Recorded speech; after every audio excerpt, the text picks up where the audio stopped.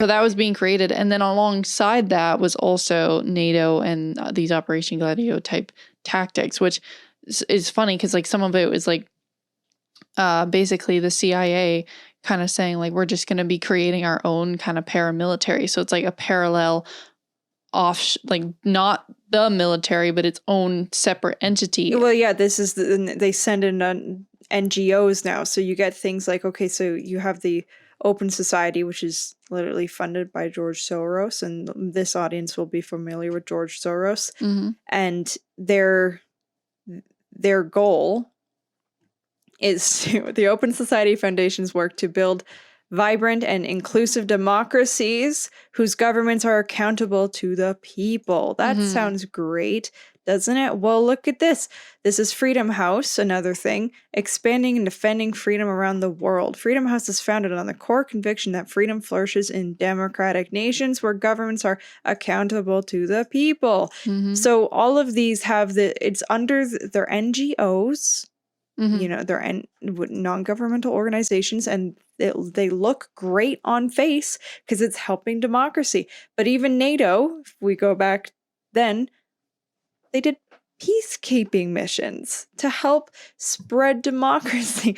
And to me, like it's so funny because it's like the idea of this is a bit of the problem that I see when it comes to the spreading of democracy kind of thing is the fact that, Maddie, you can just take it off screen share for a second. Yeah. The fact that you can have, like, you're going into another country trying to basically use all of your financial resources and backing and training for you go in, you train all these people in Vietnam, or you train all these people in China perhaps. And now here's the ideas of how to start a revolution, right? And then this is how you're going to get it, what it is that you want, right?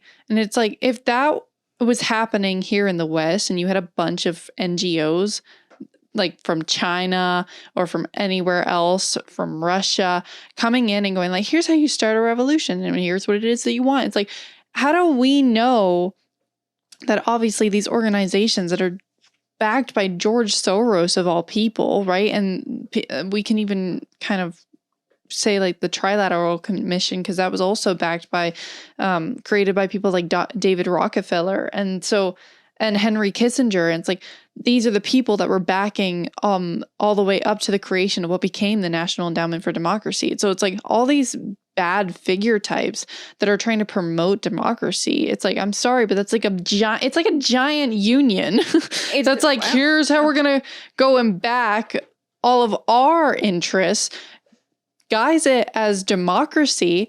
And then the West thinks that it's going and it's helping these things, but we're not even looking at the people who created these organizations in the first place and going like, whoa. Is this actually them promoting what it is that we think as the average person is good democracy? Because it's like, if we really care about the idea of people having sovereignty, then it's like, well, then let the Russians and let the Chinese and let the people in Ethiopia and let these people decide for themselves then. Like, why are we coming in with our resources to be like, here's how you start a revolution? It's like, if they can't figure out what it is that they need to do in order to try and figure it out with their government, like the same way that we have to learn here, like that we have to figure out ourselves. It's like, what, they can't do that either? They can't try and figure that out?